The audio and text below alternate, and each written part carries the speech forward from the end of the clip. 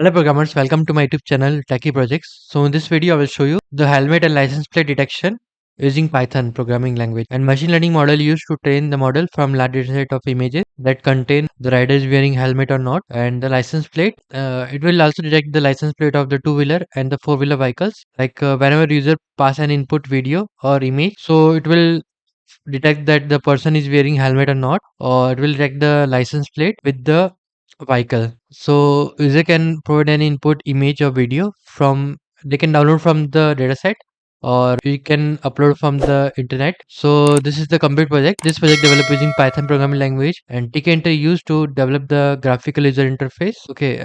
This type of project we are developing related to computer science domain in Python, machine learning, deep learning, AI, neural network, Java, Android app. If you have such a type of project ideas, then you can also visit our website www.techieprojects.com. Thank you friends for watching my video. If any, then subscribe channel and share with a friend. Thank you.